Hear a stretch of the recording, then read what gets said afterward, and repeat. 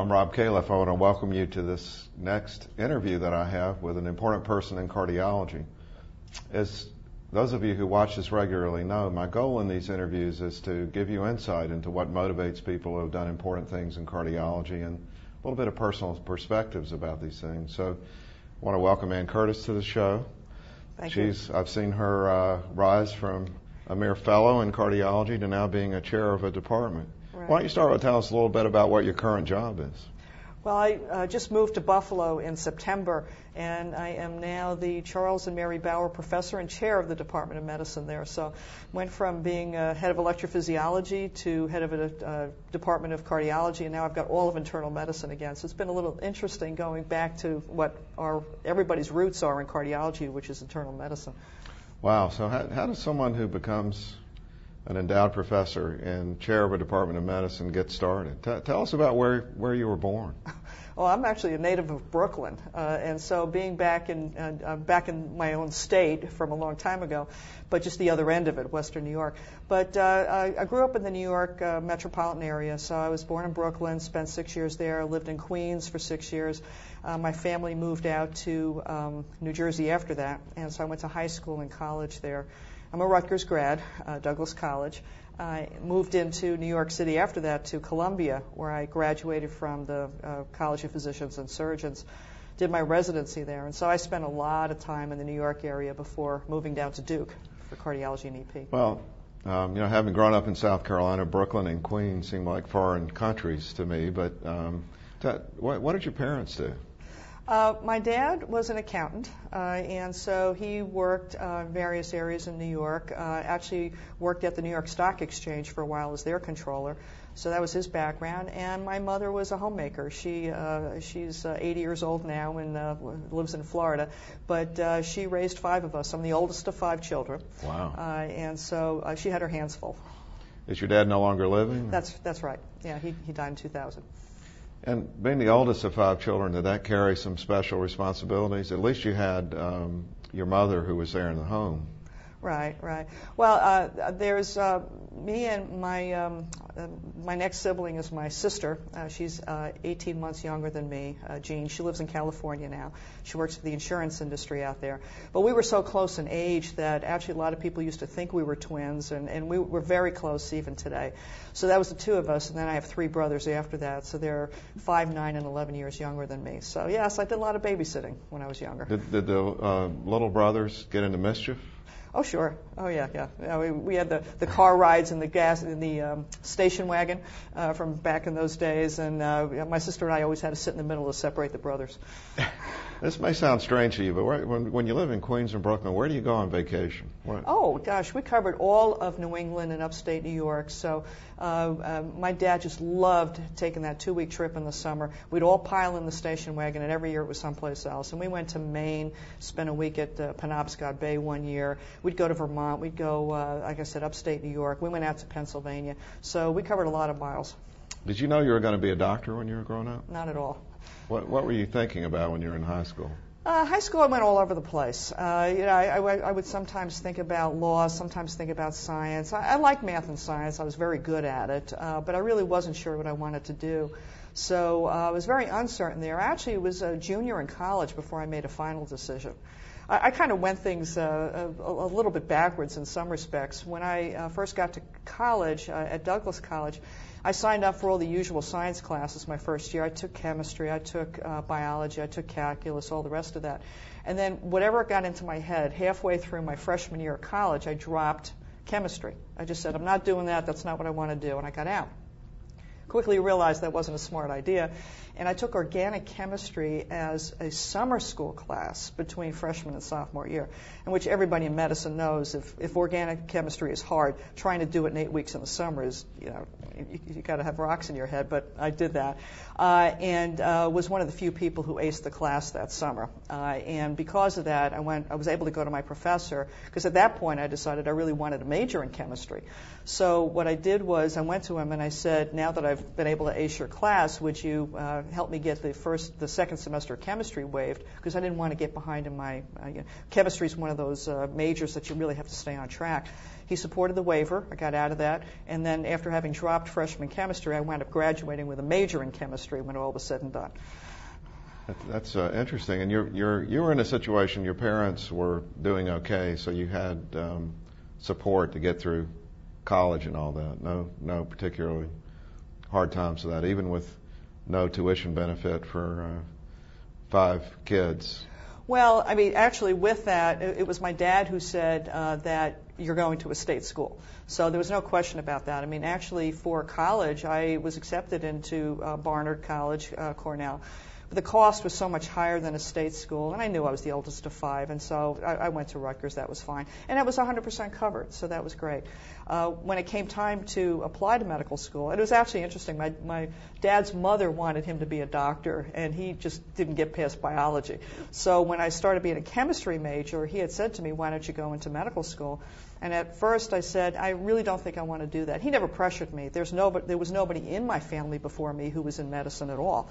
But then it was junior year of college when I said that I wanted to go ahead and do that. And he said, that's great, but he said, you're going to have to do it on your own because I got 4 more kids I got to put through college. The good news for me is I got accepted to Columbia, and through a combination of loans and scholarships, I was able to cover that without having to get any further assistance from my family. And so I felt good about that, and I was perfectly happy to do it. But they were very good in that way. But was there any moment when you're thinking about your chemistry major, you made that decision, you said it was your junior year, you decided to become a doctor. Did something happen that gave you an epiphany? Or in a way, I actually had the good fortune of being able to work with one of the professors in a lab there, and my very first scientific publication ever was as a senior in college. And it was bioinorganic chemistry, and it was an observation we made in the lab there, and it actually wound up being, it's probably my most cited publication if you exclude guidelines that I was part of the writing committees for. But it was very, very successful. But in spending time in that lab, it just felt isolated to me. I just felt like there was a world out there that I wasn't seeing, and as good as doing research was, it wasn't people-oriented enough for me. And so that was really what pushed me over to saying I need to do something where I get out and see people and do more of that and use the science background that I had, and that to me naturally felt like medical school. It all sounds so rational. So I think you're a person that has fun too. Oh yeah. And so I'm just sort of wondering the balance. Something that we talk about all the time, and I'm sure in your job now as a chair of medicine. Mary Klottman is our new chair of medicine for a year, and I sort of had the privilege of, she was a couple of years behind me in medical school, so we've known each other. And talking to her about the discussions that she has with young people about balancing life, how did that go for you back in college and in medical school? Was it difficult, or was it pretty straightforward for you? I think college and medical school was busy. Back in the 70s, trying to get into medical school was as tough as it is now. And so I spent a lot of Saturday nights in the library that I wish we didn't have to, but it was what you needed to do to get in, so that was fine. Medical school was busy too, but I think I've always tried to balance it by I like staying physically active, and so I'm a regular runner. I work out. I ran 3 miles on the treadmill this morning when I got up. I've had fun playing tennis over the years. I've done very little of it this year, and I'm actually trying to figure out ways to get back into that. But I've played on leagues and things like that, and I'll tell you, when I get out on a Saturday or Sunday morning and I do that, you're not worried about whatever the issues were in the office, and so it's a great stress reliever in a way to just focus on something completely different. So you really like to exercise? Oh yeah. So there are some of us who it's very painful to have to exercise. Oh no! I think it's, that whole endorphin thing that it's a good feeling that you get throughout the rest of the day if you do it. So I'm an early morning person to get it done with, because otherwise I can never count on it. But I wouldn't give that up. Now, did you play tennis growing up? No. It's something I picked up actually when Oh, when I got down to Florida is when I really started doing it a lot. I had some more time. I was able to manage that. But no, I wasn't very athletic as a young person.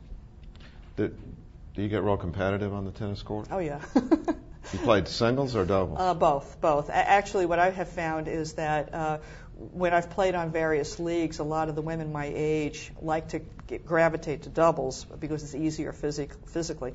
And being physically fit, I can handle the singles. So I've played my share of USTA matches against 19-year-old college students, which is rough, but it's been fun. That's pretty wild. So were there any professors in medical school who had a big influence on you? Medical school, I don't know that I would really say that. Probably the one who had the biggest influence on me was my chemistry professor from undergraduate. She was married, had 2 children, became a very successful researcher, wound up leaving Rutgers and going out to UCLA where she is today. I've kept in touch with her from time to time over the years and have seen her way after I got out of college. And so she was a role model to me and someone who balanced career and family, and probably the biggest influence. So you finished out with medical school, and did you know you wanted to be a cardiologist before you started your internship, or how did that go? When I did my residency at Presbyterian Hospital, I toyed with cardiology, thought about nephrology a little bit. At one time, I even said I was going to do primary care, but I dropped that one pretty quickly. But I went pretty early to cardiology, and actually I liked arrhythmias from early on. I liked the intensity of doing cardiology, the intensive care unit, the coronary care unit, and I liked dealing with arrhythmias. I was one of these people who actually embraced going to the code blues and trying to resuscitate people who had arrhythmias. And so I was the opposite of the person who was going to sit in an outpatient clinic seeing primary care all day long. I really liked that intense focus. And so I naturally gravitated toward not only cardiology, but electrophysiology. Who were the EP people at New York Presbyterian then? Jim Rafel was there at the time I was there. And Harold Strauss was there early on before he wound up coming down to Duke. But Tom Bigger, and he was head of cardiology at the time.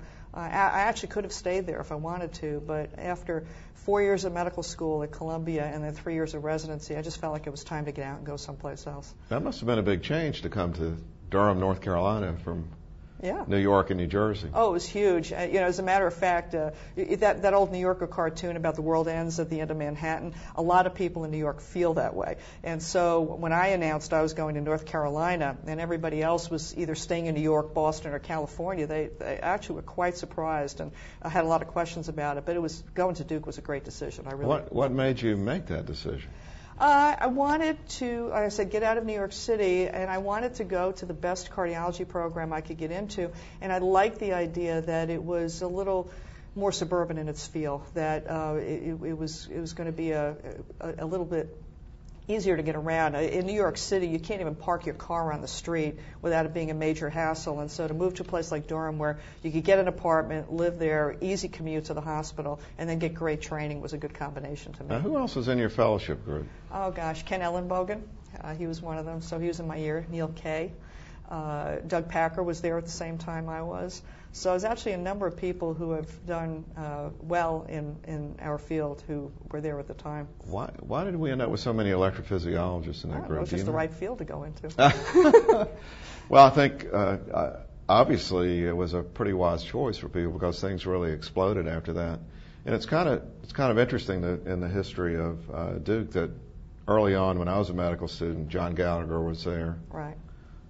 It was really wild because there were very few places that were doing invasive electrophysiology, and we had a lot of now famous people who would come through periodically. Then it sort of became less of a premier EP place, but a lot of people in the fellowship seem to have gone out and done premier things. Yeah, I agree with you. Was there something about the environment or what?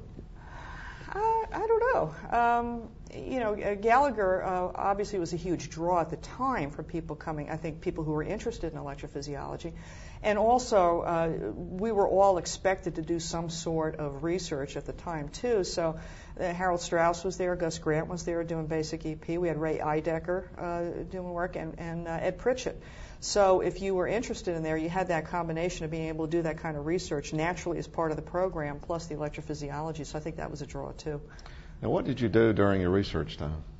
Oh, I worked on Purkinje fiber electrophysiology. So it was canine Purkinje fibers. I had done some of that actually before I even got to Duke, because I knew I was going to be working in Harold's lab. Brian Hoffman, who's one of the founders of the field of electrophysiology, was the one who taught me to pull a microelectrode. I spent the last 6 months of my residency actually in his lab learning how to do that. And then I continued that work with Harold down at Duke.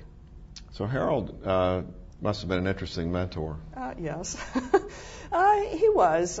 He's, obviously very dedicated in what he does and very serious about it. It just, I just didn't get turned on to doing basic research in that lab the way I would have needed to stay in there as a career. And so after that, I gravitated more toward clinical research than basic. Tell us about that. So how did that work out, and what did you enjoy most in your clinical research? Oh, I think clinical trials. When I got down to Florida, because that's where I wound up after my training, I started the EP program there. So it had the challenge of not being a very large or well-established program. So I wound up doing a combination of things.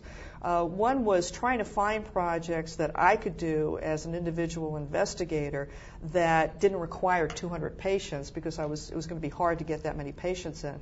And so I wound up doing some work with some of the device companies in terms of, I did some work with polarization artifacts and pacemakers and things like that, where we could do 15, 20 patients, make an observation and publish it, and that was my own work.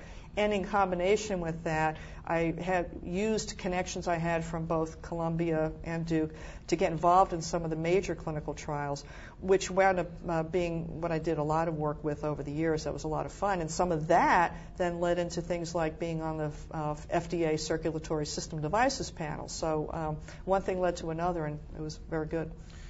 Now, Dick Conti was chief of cardiology when you were there? Right. And you had Carl Pepin also on the scene. Right. What was that like? Dick Conti was a great mentor. He said from day one when I got there that he felt that as head of cardiology, his job was to help advance the careers of his people. And he was true to his word.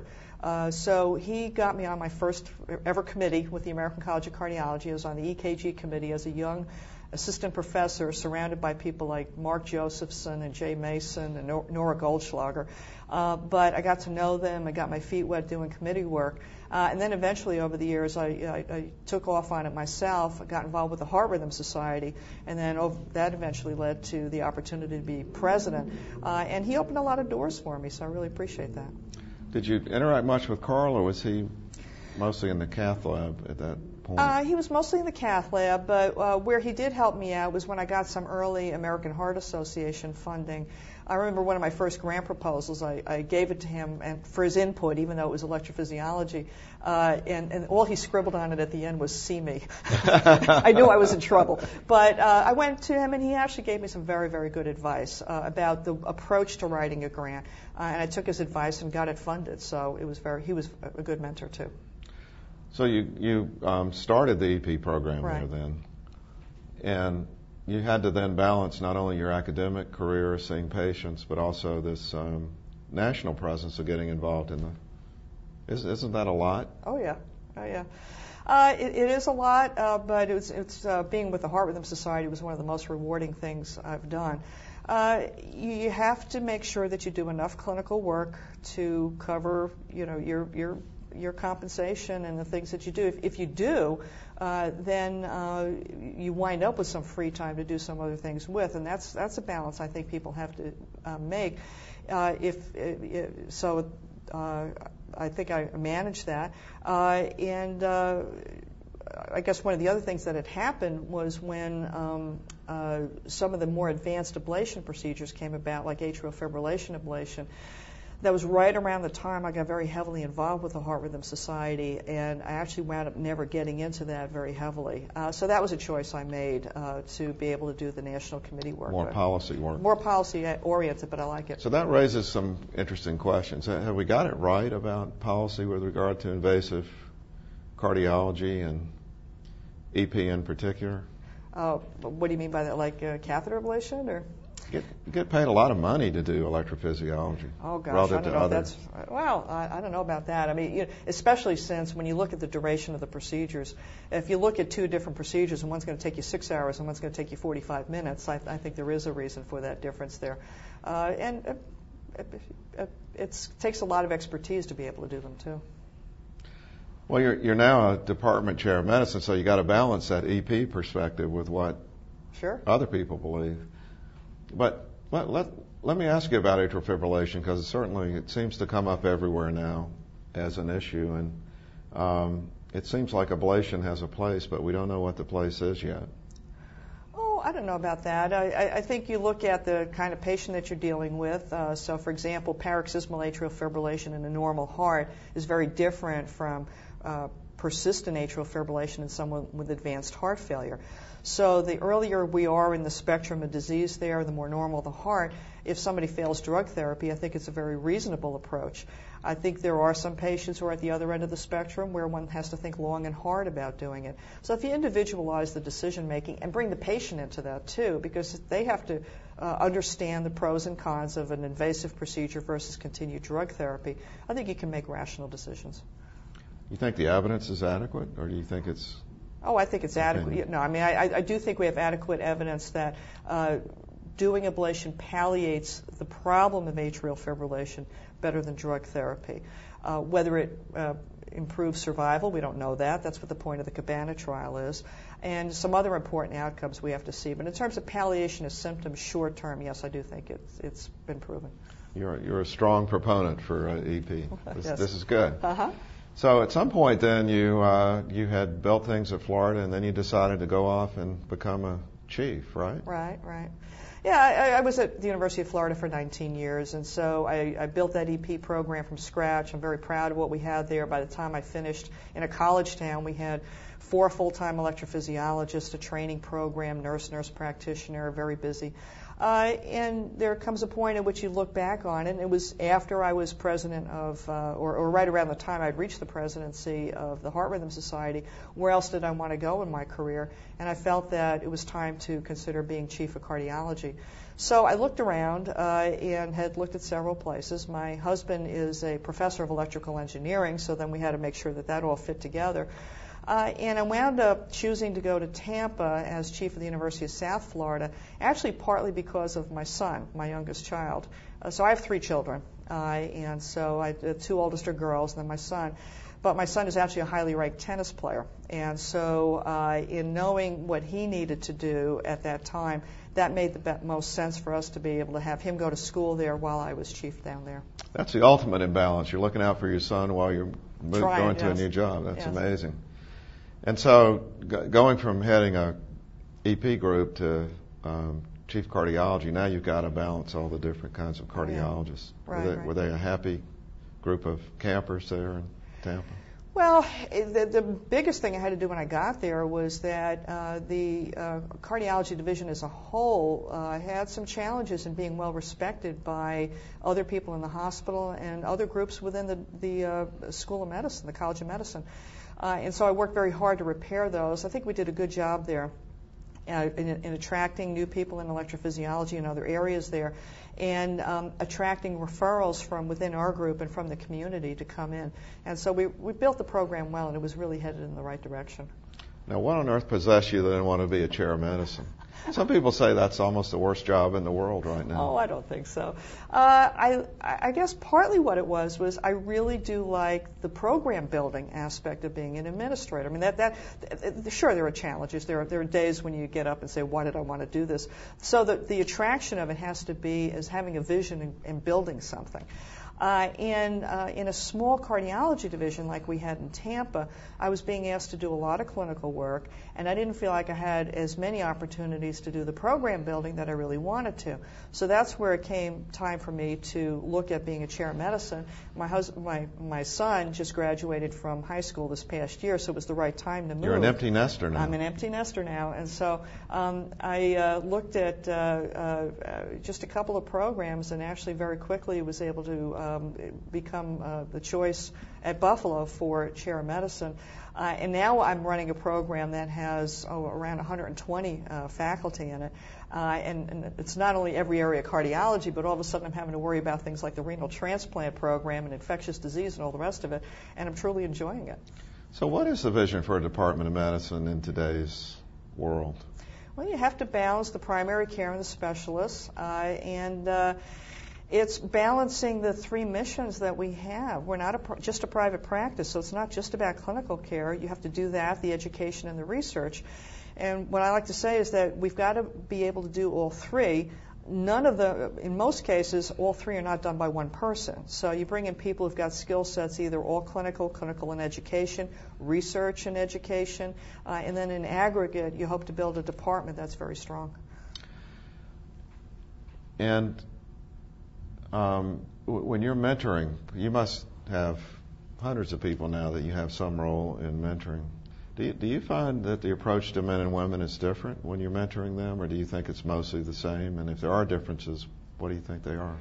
I think some of the mentoring is the same. And so I had recruited a young electrophysiologist down to Tampa, and I still occasionally talk to him about, how one gets ahead in the field. How to grab onto opportunities that are presented to you on a national scene and capitalize on them. That's true for everybody. But I find with women, they also have some other issues. The issues about having children, raising them, how do you fit that in, does tend to be a little different from the way men view things. And so there are some unique aspects there. I once made the comment in an interview for a Harvard group that I'd never had a man cry in my office, and that ended up in the report, and I caught so much grief about that. But I actually have had a man cry in my office now, numerically it's quite different. I think for men, it makes you very uncomfortable when someone's crying in your office. Do you handle that easier than I do? I just saw something on the news yesterday where they said that actually women biologically are programmed to cry easier. It's the tear ducts or something like that. So it happens. And so you just have to kind of look past that. It's something that just comes very easily, and deal with the issue at hand, not the way somebody's expressing it, and you'll get farther. That's great advice. So I know we've got to wrap up now, but it looks to me like you're on a trajectory, and the obvious question is, where does it end? Oh, I don't know. Any time I've made a move like this, I take the first few years I want to make sure that we succeed at Buffalo. And my goal is to make a top department of medicine there. And we get that launched. Do I go beyond that? Could happen. We'll see. Would you like to be like a university president or a dean? Or? Yeah, it could be. Sure. Why not?